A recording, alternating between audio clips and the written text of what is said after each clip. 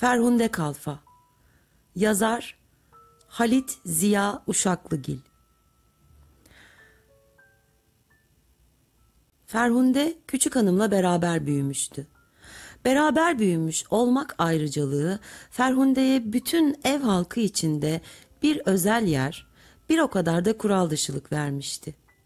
Kaç kereler efendinin ağzından işitmişti ki Ferhunde evin bir kızı gibidir. Onun için Hesna'ya ne yapılsa bir aynı, biraz daha az, biraz daha hafif olarak Ferhunde'ye de yapılırdı. Hiç olmazsa renk itibariyle bir yakınlık, bir benzeme gözetilir. Hesna'ya bir bayram için mesela pembe ipekten bir kumaş alınırsa, Ferhunde için bir yünlü yahut bir basma, fakat herhalde pembe bir şey alınırdı. Ve bu Ferhunde'nin de kendisinin de evin bir kızı gibi olduğuna yürekten inanması için yetinilecek bir durumdu. Onun için Hesna'ya görücüler gelmeye başlayınca Ferhunde gizli bir sevinç duydu. Bu görücüler kısmen kendisine de bir evlilik müjdecisi hükmündeydiler. Madem ki küçük hanımdan ayrı tutulmuyor, görücüler geldikçe ona kanatlar takılır, merdivenlerden uçarak iner çıkar, yaşmakları, feraceleri almak işini başkalarına bırakarak soluk soluğa koşar, küçük hanıma haber verir, giyilecek elbiseler hakkında uzun uzun mücadele eder, sonra bir aralık ortadan kaybolur, 5 dakika sonra değişmiş olarak geri dönerdi. En önemli iş onundu. Misafirlere kahve verirdi ve bu özel tören için doğal olarak Ferhunde Kalfa'da giyinir kuşanırdı. Adet etmişti. Mutlaka elbisesini küçük hanımınkine yaklaştırmaya çalışırdı. Bugün küçük hanım görücülere yeşil mantinlerle çıkacak, öyle mi? Ferhunde derhal karar verirdi. O da tirşe basmalarını giyecek. Sonra küçük hanım önde, Ferhunde Kalfa arkada görücülerin huzuruna çıkılırdı. Kahveleri verdikten sonra Ferhunde gider, küçük hanımın sandalyesine paralel bir yerde gözlerini indirerek, içten gelen bir utançla kızararak, ta kalbinden gelen bir titremeyle elinde kahve tepsisi bekler. Burada 5-10 dakika küçük hanımla beraber görücüye çıkmış bir kız hayatını yaşardı. Görücülerin yanından çıkınca kalbi çarparak küçük hanımla beraber koşar, onunla odaya kapanır, küçük hanımın boynuna sarılır, zapt edilemez sevinç taşkınlığıyla "Çıldırdın mı? Ne oluyorsun? Kendine gel Ferhunde" uyarılarına rağmen öper öperdi. İlk defalarında "Ah bilsen küçük hanımcığım, ne kadar sıkıldım" derdi. Sonraları "Artık alıştım, şimdi üzülüyorum, artık olup bitse, artık gelin oluversen" demeye başlamıştı. Mutlaka giden görücülerin kendisine de bir şey getireceklerinden, bu evin içinde dönen evlilik meselesinden kendisine de bir pay düşeceğine vicdani bir kanaatle emindi. Bunu ne onun ne başkalarının söylemesine ihtiyaç yoktu. Hatta bu o kadar doğal bir şeydi ki söylenmesi doğallığını bozardı. Madem ki küçük hanımdan ayrı tutulmuyor, kendi güzelliğine güveni vardı. Hatta görücüler gelmeye başladıktan sonra küçük hanımla kendi arasında karşılaştırmalar kurar, oranlar belli eder, hesabın sonunda kendisine gururlanma sebebi olacak sonuçlar çıkarırdı. Onun kısa kısa siyah kaşları, yumukça küçük siyah gözleri, pek ziyade utandığı zaman donuk bir kızıllık tabakası altında dalgalanan keşmiri bir rengi ve geniş omuzlar altında gittikçe darlaşan gövdesiyle hoş bir endamı vardı. Bütün bu bir araya getirilmiş bilgiye eski kırılmış bir aynadan aşırılarak odasında özenle saklanan el kadar bir parçada uzun uzun inceleyerek hükmetmişti. Ki Ferhunde Kalfa öyle yabana atılacak bir şey değildi. Yalnız küçük hanımın bir şeyini kıskanırdı. Evet, bunu kendi nefsine karşı da itiraf etmişti. Açıkça, sözü dolandırmadan kıskanırdı. sarı saçlar. Kaşlara, gözlere, tenine o kadar önem vermezdi. Kendisinde bunlara denk gelecek kıymetler, üstünlükler bulurdu.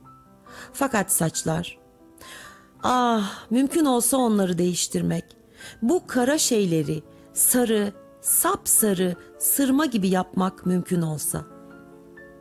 Düğüne karar verildikten sonra ufak bir korkuyla beraber sevinmekten uzak kalmamıştı. Hatta bir gece farkında olmaksızın o korkuya gereğinden fazla kendisini kaptırdığını hissedince birden silkinerek kendi kendisini şiddetli bir azarlamayla gerçeğe davet etmişti. Çılgın kız, çifte düğün yapacak değiller ya, her şeyin sırası var. Kıskanmıyor, tam tersine o beklenen sıranın çabuk gelmesi için herkesten çok o telaş ediyor, her sabah çarşıya çıkılma ihtiyacını küçük hanımın hatırına o getiriyordu. Bu çarşı seferlerinde hanımlara eşlik ediyor, işlenmiş terlik kutuları, türlü türlü kumaş paketleri, sırmalı bohçalar, havlular kollarının arasında biriktikçe bunların başkasına taşıttırılmasına izin vermeyerek kucağından taşan eşyayla hanımların arkasından koşuyordu. Bunları koltuğunun altında, göğsünün üstünde taşıdıkça, sıktıkça güya evliliğine nefsince bir yaklaşma oluyor, onlardan ruhuna bir rüya kokusu, bir mutluluk müjdesi geliyordu. Eve böyle neler taşıdı. Terden yaşmağı yanaklarına yapışarak, yorgunluktan soluya soluya İstanbul'un 1000 köşesinden neler neler getirdi. Ve hep bunlar alınırken, beklenirken kendisini, kendi düğününü düşünür, sonra doğal bir insaf hissiyle haddini bilip hayaller kurmaktan vazgeçerdi. Bununla beraber bütün bu kumaşlardan, işlenmiş şeylerden, gümüş kapkacaklardan kendisine de sayıca daha az, daha ucuz, daha sade bir çeyiz düzer, İçinden vicdanının yasakladığı türlü dilekler tutardı. Şundan ben de alayım, varsın biraz daha sade olsun. Bunun elbette bir ucuzunu bulurum. Ama daha küçük olacakmış, ne zararı var derdi. Bunlar eve getirilip de herkes başına üşüşünce Ferhunde bir ateş parçası kesilirdi. Elinden gelse bunları kimseye göstermeyecek, kimsenin el sürmesine razı olmayacaktı. Bunlara bakmak, dokunmak hakkının küçük hanımdan sonra yalnız kendisine ait olduğunu düşünüyordu. Onları herkesten kıskanır, esirgerdi. Çarşıda refakat hakkını kimseye bırakmadığı gibi evde dikilecek, yapılacak şeylere de kimseyi karıştırmadı. Bir gece haydi artık yoruldun git de yat dedikleri için hüngür hüngür ağlamış, saatlerce matem tutmuştu. Bir gün sofra başında efendi ile hanım ufak bir fısıltıdan sonra Ferhunde'ye bakarak gülümsediler. Onun yüreği oynadı. Elinde olmadan gözlerini indirdi. O gece Ferhunde olmayacak bahaneler icat ederek hep efendi ile hanımın yanına girdi çıktı. O gülümsemenin anlamına dair bir koku almak istiyordu.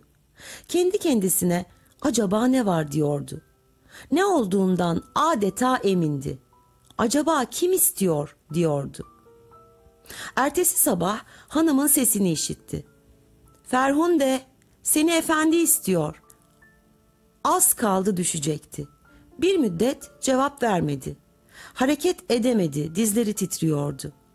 Efendinin yanına girdiğinde gözlerini kaldırıp bakamıyordu.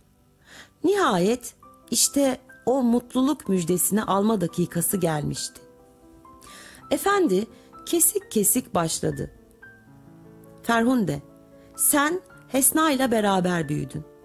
Seni şimdiye kadar evden ayrı tutmadım. Sen de hepimizin memnuniyetini kazandın. Ferhunde nefes alamıyordu. Efendi devam etti. Şimdi Hesna yabancı bir eve gidiyor. Orada yanında candan kimse bulunmayacak olursa pek ziyade sıkılacak. Nihayet düşündük. Seni beraber göndermeye karar verdik. İşitiyor musun Ferhunde? Hesna ile beraber gideceksin. Zaten senden eminiz. Ona nasıl bağlılıkla hizmet edeceğini pek iyi biliriz. Sonra 1-2 sene sonra hayırlı bir sırada elbet sen de ödülünü görürsün. Anlıyor musun Ferhunde? Ferhunde anlıyordu. İlerledi. Efendinin eteğini öptü. Şüpheli bir durumda kalmaktan elbette böyle açık bir vaat almak daha hayırlıydı. 1-2 sene sonra. 1-2 senenin ne önemi var? Göz açıp kapayıncaya kadar sene geçiyor. Hayırlı bir sıradan ne demek istediğini anlamıştı. Kendi kendisine ne olacak? Küçük hanımın bir çocuğu olunca diyordu. Bu olaydan sonra Ferhunde'ye bir başka hafiflik geldi. O güne kadar ufak bir korkusu vardı. Fakat bu defa işte emellerinin ufkuna açık seçik bir belli süreyle kesin bir ümit dikilmişti. Düğünde Ferhunde'nin güya şahsiyeti çoğaldı. Bir Ferhunde'den 100 Ferhunde çıktı. Her tarafta ona rastlanıyor, her iş başında o görülüyor. Bu düğün bir anlamda onun düğününün başlangıcıydı. Böyle telaş ve neşe dolu kalabalığın içinde koştukça kendisine de bir parça gelin oluyor gözüyle bakıyordu. Ona hep çeyizlik cariye ayırıcı sıfatıyla kalfa kalfa diyorlar ve Ferhunde kalfa etrafında yükselen bu saygı seslenişleri arasında 1-2 sene sonra bir hayırlı sırada yapılacak olan düğününün hazzını bugünden duyarak düğün evini neşe ve telaşıyla dolduruyordu. Bugünden sonra bekleyiş dönemi başladı. Doğrudan doğruya sormaya cesaret edemez. Bir küçük soru kelimesi emellerinin gizliliğine nüfuz edilmesine sebep olacağından çekinerek sessizce kalırdı. Fakat günler, aylar geçiyor, hala o beklenen şeyden bir haber gelmiyordu. Bir gün kızarak, utanarak, her vakit her şey hakkında teklifsizce görüştüğü küçük hanımından bu defa sıkılarak sormaya cesaret etti. "Küçük hanımcığım, yapayalnız kaldık. Bize ne vakit bir eğlence çıkacak?" Aldığı cevap hiç de hoş değildi. "Aman Ferhunde, sen de hiç yeni gelinliğimi bilmeyeyim mi?" O gün Ferhunde'nin başına ağrı geldi. Dilim dilim limon keserek kahveye batırdıktan sonra başına bağladı ve hep evin içinde akşama kadar böyle dolaştı. Artık zavallı kalbi isyan etmeye başlıyordu. Demek küçük hanım eskiyecek, ondan sonra çocuk doğacak. Daha sonra Ferhunde düşünülecek. Artık titizleşiyor, olmayacak bahanelerle kavgalar icat ediyor. Damat bey biraz yüksek sesle bir şeyi söylese yukarıya çıkıp saatlerce ağlıyordu. Bazen sabahları kalktığında yatağının içinde oturur ve uzun uzun düşünerek düğünden beri geçen zamanın hesabını bulmaya çalışırdı. Kendi kendine Mevlüt'ten sonraydı. O sene yazın Kadıköy'üne gittik. Bir sene de Kanlıca'da kaldık. Şimdi yine yaz geliyor diye seneleri birbirine ekleyerek bir gün bulmak ister. Sonra 3 sene olmuş nidasıyla hayretini ifade ederken birden bir şey kalbini kıvırırdı. 1 senede yazı burada geçirdik. Demek 4 sene oluyor. 4 sene. Küçük hanım hala yeni gelinliğini bilecek. O vakit küçük hanıma düşman olur, o sabah aşağıya indikten sonra bütün hizmetini ters bir suratla, çatık kaşlarla görürdü. Bir gün evin içinde bir olağanüstü haber duyuldu. Gelin hanım gebeymiş denildi. Ferhunde artık sıkılmadı. Bu haberin doğruluğundan emin olmak istiyordu. Küçük hanımına koştu ve tereddüt etmeden açıktan açığa sordu. Ona gülerek galiba cevabı verildi. Ah, bu belirsiz cevap onu nasıl üzdü. Günlerce, haftalarca uykusu kaçtı. Nihayet haberin gerçekliği ortaya çıkınca Ferhunde'ye büyük bir kalp dinginliği, gönülden bir güven geldi. Şimdi artık önünde şüpheli bir bekleyiş dönemi değil, belli bir süre vardı. Bütün eski faaliyetini, neşesini tekrar buldu. Artık küçük hanımın yanından ayrılmıyor, gözünün içine bakıyor, o merdivenlerden inerken kollarına girmek istiyordu. İkide bir sorardı. Daha ne kadar var küçük hanım? Şimdi 8 ay mı kaldı? Daha 1 ay var. Tam 30 gün desenize. Bu bekleyiş heyecanı onu sarartıyor, kuvvetten düşürüyordu. Artık bütün hayatı hastalıklı bir sinirlilik içinde hummalarla geçiyordu. Çocuğu çıldırasıya sevdi. Hemen bütün hizmetlerini üstüne aldı. Hele çamaşırları yıkamak vazifesini herkesten esirgedi. Zıbınlarını, gömleklerini çitiledikçe ta çamaşırlıktan sesi işitilirdi. Sevsinler de sevsinler, kendine göre çamaşırları da varmış. Fakat bütün bu muhabbetle beraber çocuk kendisine bir mutluluk müjdesi getirmekte gecikiyor. Ferhunde ninni söyleyerek beşiği salladıkça aylar da birer birer geçerek o eski senelere karışıp gidiyordu. O artık beklemez olmuştu. Şimdi bir üzüntünün başlangıcındaki duygularının gevşemesiyle emellerine bir durgunluk geliyor, o ayakları gittikçe ağırlaşarak, endamı gittikçe çökerek evin içinde yorgun yorgun dolaşıyordu. Ona artık Ferhunde Kalfa denilmiyor, Sabit Bey'in dadısı deniliyordu. Bu ünvan başka ağızlara da yayılarak yavaş yavaş Ferhunde Dadı resmi ünvanıyla tanınır oldu. Ve bu sanki onu 20 sene ihtiyarlattı. Bir bayram günü çocuğu dadısına uyarak büyük babasına gönderdiler.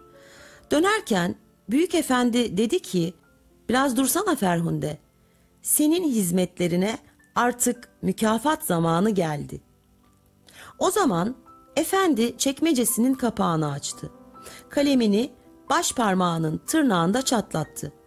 Bir kağıt çekti ve düşüne düşüne her kelime için kalemini 4-5 kere hokkasına batıra batıra uzun uzun yazdı. Tekrar okudu, cebinden mührü çıkarıp mürekkepledi ve özenle kağıda bastıktan sonra yaptıklarını izleyen çocuğa uzatarak "Al Sabit, dadına ver, artık rahat etsin." dedi. Ferhunde o dakikaya kadar anlamamıştı. Efendinin bu sözü gerçeği açıklamış oldu. O kadar duygulandı ki neşesinden oraya yığılıverecekti. Çocuğun elinden kağıdı alarak efendisinin ayaklarına kapandı. Demek o artık gelin olabilecek ve şimdi aralarında birkaç beyaz tel fark edilen saçlarını, bu kara şeyleri sarı, sapsarı, sırma gibi yapmak mümkün olacaktı. O akşam Ferhunde bu mutluluk belgesiyle eve dönünce damat bey de buna kendi tarafından bir ödül payı daha ilave etmek isteyerek "Ferhunde Dadı, seni gelin etmek de benden. Sabit'i çabuk büyüt, mektebe verelim de," dedi. Ferhunde'nin bir müddetten beri yavaş yavaş sönen, küllenen emellerinin ateşi üzerinden sanki bir rüzgar geçmiş oldu. Bu kağıt parçası bütün tatlı düşlerinin gücünü diriltmiş, tazelemişti. Onu sandıktan, bohçaların arasından çıkarıp öpüyor, derin derin esrarlı anlamını düşünüyormuşçasına saatlerce bu yazılara bakıyordu. Sonra gidip gizlice bir aynada saçlarını muayene ediyordu. 1, 2, 3. Şimdi onlardan birçok vardı. Fakat madem ki boyayacak. Sabit'in mektep meselesi iki büyük mateme karıştı. Büyük efendi ile büyük hanım birbirini takip eden senelerde düğün ihtimallerinin önüne set çekerek aileyi matemde bıraktılar. Bu iki darbe Ferhunde'nin emellerinde son kuvvetleri de ezdi. Artık bütün dünyaya, hatta o kağıt parçasına da küstü. Geceleri yatarken düşünmemeye, hayal kurmamaya çalışıyordu. Şimdi zavallı kalbinde her şeyi fena gösteren bir acılık vardı. Ve bu küskünlük içinde Sabit serpilip büyüdükçe Ferhunde'nin omuzları daha fazla çökerek, adımları daha fazla ağırlaşarak, şakaklarında gittikçe beyaz teller çoğalıyordu.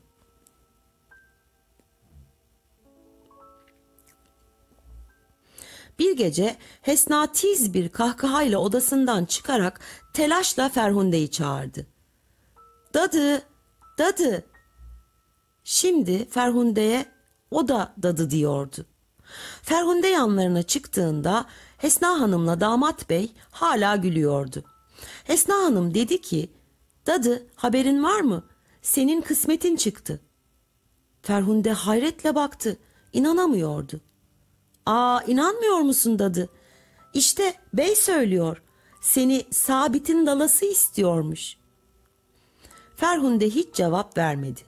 Çevrildi ve dışarıya çıktı. Kendi kendisine mırıldanırken arkasından işittiler. "Tamam," diyordu.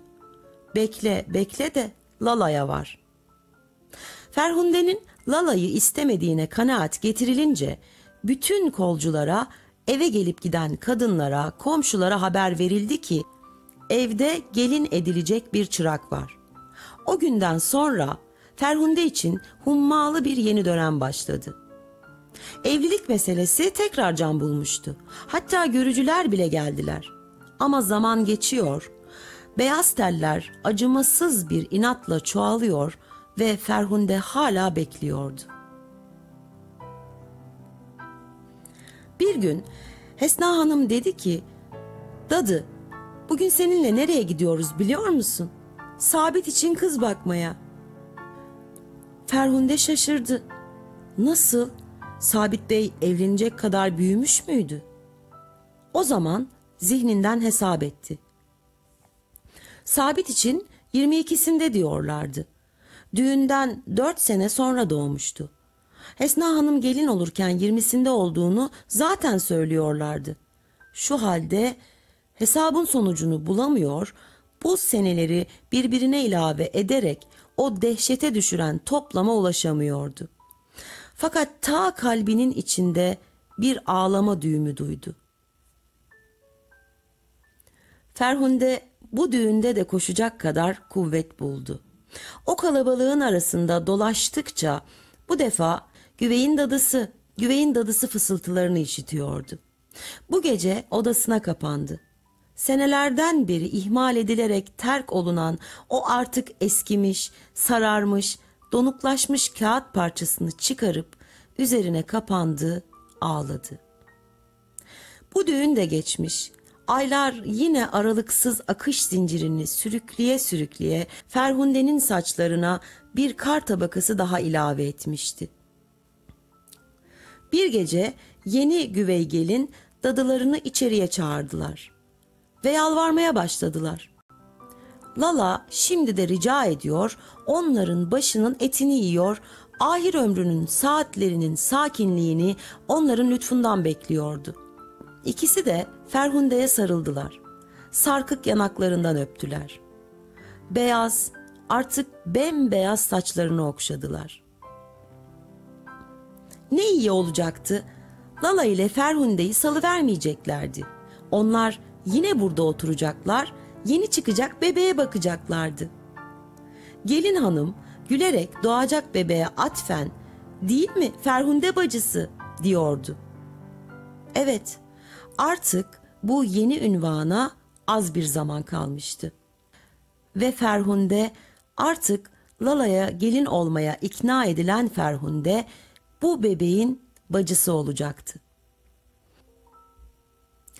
Düğün günü bütün ev halkının ısrarına karşı koyamayarak süslendi. Köşeye oturtuldu.